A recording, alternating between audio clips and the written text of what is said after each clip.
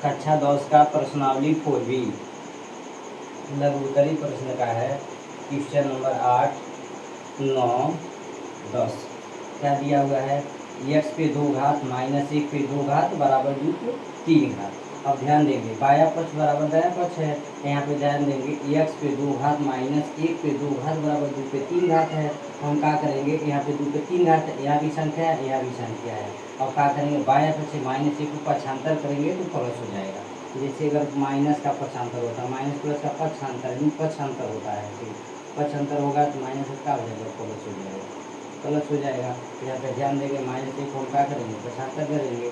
यहाँ पे 2 पे 3 घात है, माइनस आएगा तो हो जाएगा प्लस 1 पे 2 घात।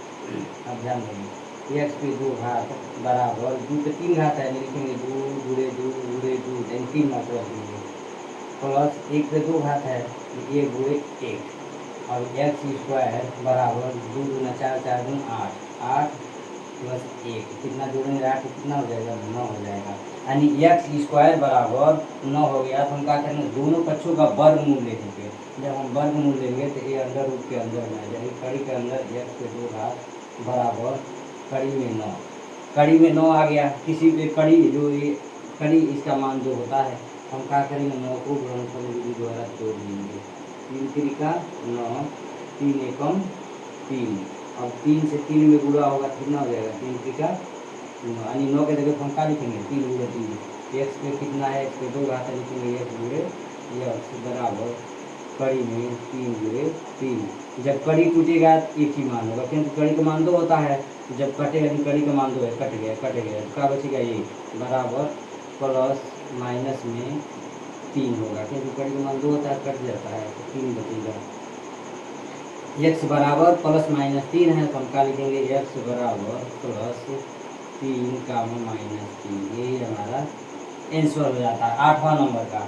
अब हम देखेंगे क्वेश्चन नंबर 9, 2x पे 2 घात माइनस 5 पे 2 घात बराबर 5 पे 2 घात।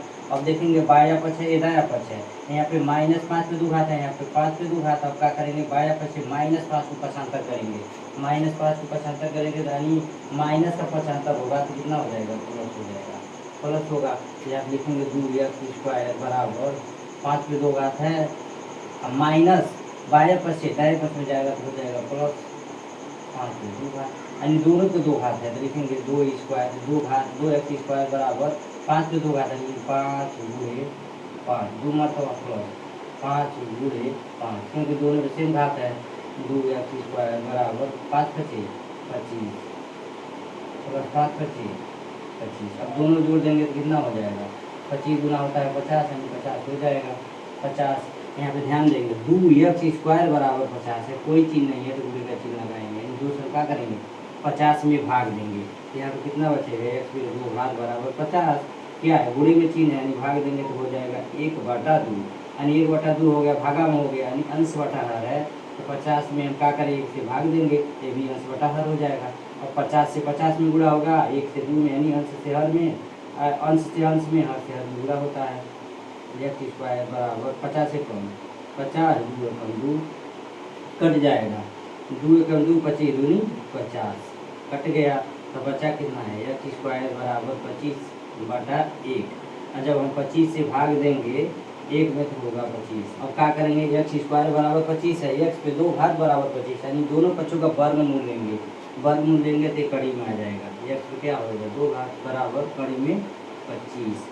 अब हम क्या करेंगे 25 का हम गुणनखंड विधि द्वारा तोड़ देंगे, 5 बचा 25, 5 से 5 पूरा करेंगे, 5 में 5 से 5 बचा 25, यानी 25 की जगह क्या लिखेंगे हम 5 गुणे 5, तो कड़ी में लिखेंगे x पे 2 घात है, यानी x गुणे x बराबर कड़ी में 5 बचा 25। जब कड़ी टूटेगा x एक ही x होगा, एक कड़ी टूटेगा तो प्लस माइनस में क्यों घेर रहे हैं, क्योंकि प्लस माइनस में 2 चिन्ह हो जाता है, यहाँ 5 हो जाएगा, 2 मान आ रहा है, एक प्लस में एक दूसरा माइनस में, प्लस 5 माइनस 5 ये हमारा आंसर हो जाता है। अब हम कक्षा 10 का प्रश्नावली 4B का हम देखेंगे क्वेश्चन नंबर 10वां। x स्क्वायर बटा 2 यानी अंश बटा हर है बराबर 8 है, अंश बटा हर है, इसको भी अंश बटा हर कर लेंगे 1 से भाग देकर, 1 से भागे दोनों बराबर हो गया, अंश बटा हर बराबर 8/1 दोनों बराबर हो गया। तो हम क्या करेंगे, तिर्यक गुणा कर लेंगे, यानी तिर्यक गुणा करेंगे। यहाँ पे लिखेंगे तिर्यक गुणा करने पे, तिर्यक गुणा करने, तिर्यक गुणा करेंगे, तिर्यक गुणा करेंगे तो एक्स स्क्वायर से 1 में गुणा होगा, एक्स स्क्वायर गुणे 1 बराबर 8 गुणे 2, एक्स स्क्वायर में 1 से गुणा होगा, एक्स स्क्वायर 8 गुना 16। यानी हम क्या करेंगे, एक्स स्क्वायर बराबर 16 है तो दोनों पक्षों का वर्गमूल करेंगे, वर्गमूल मतलब कड़ी में हो जाएगा।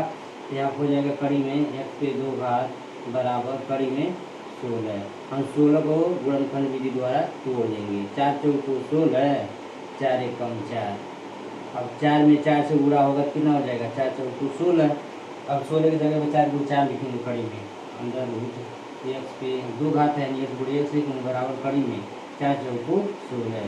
अब कड़ी जब टूटेगा एक्स होगा, ये कड़ी टूटेगा तो प्लस माइनस में 4 होगा, यानी एक्स बराबर कितना हो जाएगा, +4 -4। ये हमारा आंसर हो जाता है।